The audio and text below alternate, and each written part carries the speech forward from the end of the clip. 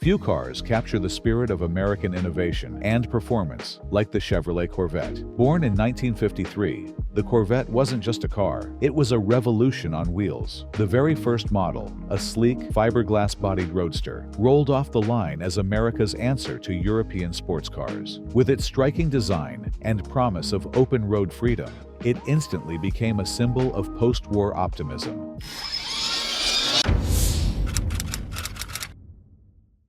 The birth of a legend, 1953 to 1959, where passion, innovation, and raw power collided to create an American icon. The Chevrolet Corvette, America's sports car, was born not out of certainty, but out of bold risk-taking.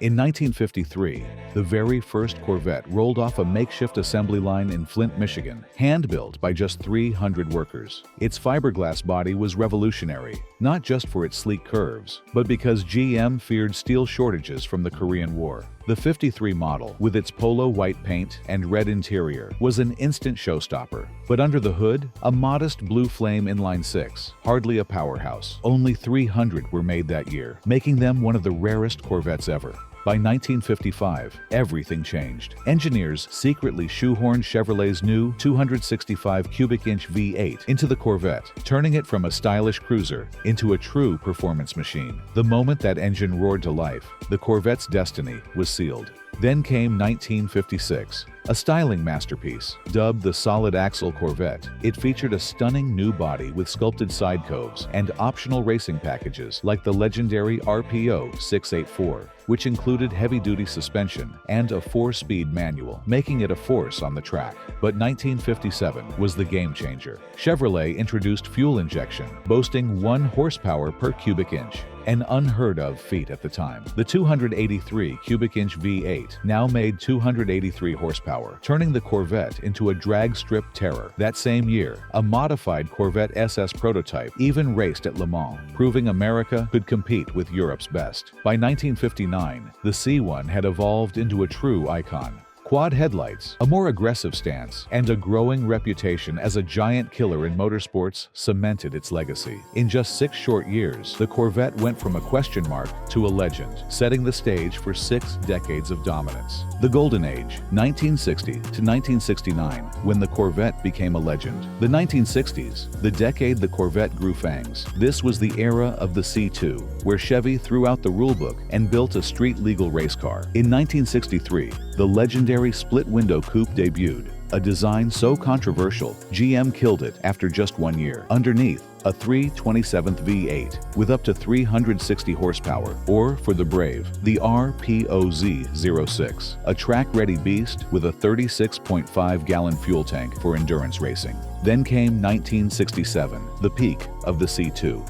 The L88-42.7 CI engine, rated at 430 horsepower, but secretly closer to 550, was built for drag strips and Le Mans, with fewer than 20 made. And who could forget the big tank Corvettes, factory racers with a giant 36-gallon fuel cell for dominating Sebring and Daytona. By 1969, the C3 arrived. With hidden headlights and shark-like styling, it became the most iconic Corvette ever. The ZL1 emerged, an all-aluminum 427 so rare, just 2 made. It's now worth millions. Stay tuned, we're just getting started. Survival of the fittest, 1970 to 1979, where the Corvette proved even in the darkest times, performance never dies. The 1970s, the decade the Corvette faced its toughest challenge. New emissions laws and the oil crisis threatened to strangle performance, but Chevy fought back with raw power and bold style. This was the era of the C3 Stingray, a car that balanced muscle with menace. In 1970, the LT1 small block arrived, a 370 horsepower screamer that revved to 6,500 RPM, making it the last true fire-breathing Corvette before the smog era. Then came the 454 cubic inch big block, LS5, 390 horsepower, and LS6, 450 horsepower, turning the Corvette into a straight-line monster. But by 1975, the party seemed over. The last convertible disappeared until 1986, and horsepower plummeted.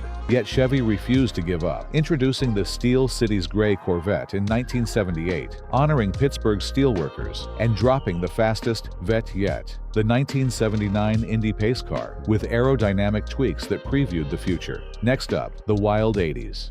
The future is now, 1980 to 1989, where Corvette didn't just keep up with the times, it reinvented them. The 1980s, the decade the Corvette went from survivor to supercar. This was the era of the C4, where high-tech met high-speed, and Corvette proved it could outrun anything, even government spies. In 1983, something strange happened. Chevy built 44 prototype C4s, but none were sold. A mysterious quality control issue, rumored to be chassis flex, led to all but one being crushed. The sole survivor, hidden in GM's vault for 30 years, before becoming the holy grail of Corvette collectors. Then came 1984. The all-new C4 stunned the world with its digital dash, unibody construction, and crossfire injection V8. But the real shock? 0 to 60 in 5.7 seconds, faster than a Porsche 911. By 1989, the C4 had evolved into a track monster. The ZR1, codenamed King of the Hill, packed a 375 horsepower Lotus-designed LT 5V8, a top speed of 180 miles per hour, and a $100,000 price tag, making it the fastest, most expensive Corvette ever at the time.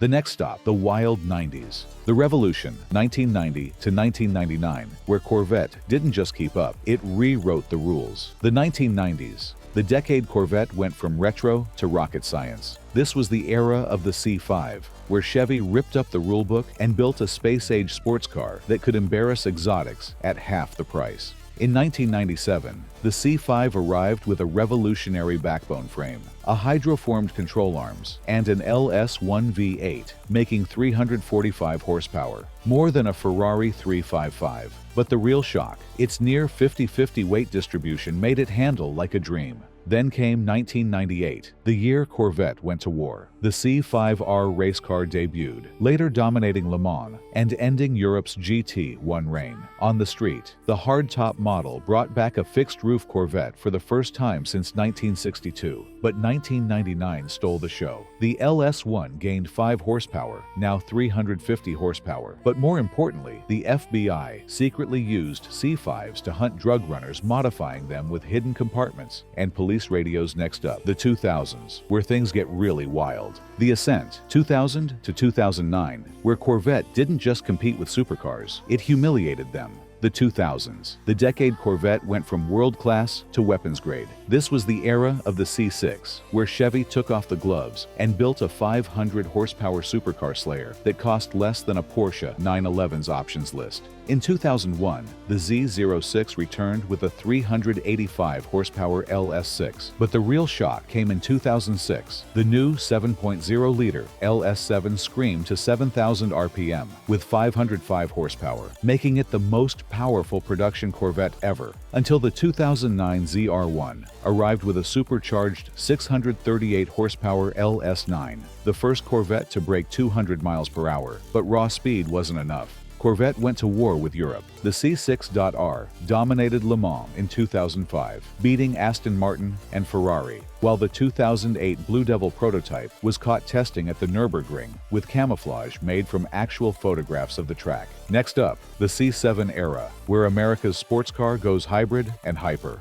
The reign, 2010 to 2019, where Corvette didn't just chase supercars, it rewrote the rulebook. The 2010s, the decade Corvette went from supercar killer to full-blown hypercar challenger. This was the era of the C7, where America's sports car grew fangs, claws, and a 750-horsepower bite that made million-dollar exotics sweat. In 2014, the Stingray returned, with an aluminum frame, carbon fiber hood, and LT1 V8 pumping 460 horsepower. But the real shock, the Z06's supercharged LT4 made 650 horsepower, more than a Lamborghini Aventador, while costing 1/5 the price. Then came 2017, the year Corvette broke physics. The ZR1 arrived with a 755 horsepower LT5 active aero and a top speed of 212 miles per hour, making it the fastest front-engine production car in the world. Meanwhile, the C7.R kept dominating Le Mans,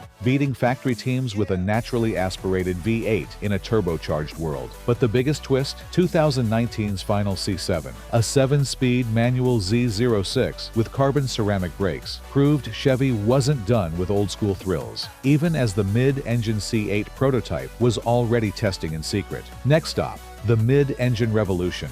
The future is here, 2020 and beyond, where Corvette isn't just keeping up, it's leading the charge into a new era, the 2020s, where Corvette shattered 67 years of tradition and redefined American performance forever. This is the C8 era, mid-engine, European slang tech, and a $60,000 price tag that sent shockwaves through the supercar world. In 2019, Chevrolet dropped the bombshell, the first ever production mid-engine Corvette. The base Stingray's 495 horsepower LT2 V8 could hit 0 to 60 in 2.9 seconds, outperforming cars 3 times its price. But the real magic? That sub $60,000 starting MSRP, making supercar performance actually attainable. Then came 2023. The Z06 arrived with a 5.5-liter flat plane crank V8 screaming to 8,600 RPM, producing 670 horsepower, the most powerful naturally aspirated V8 ever put in a production car.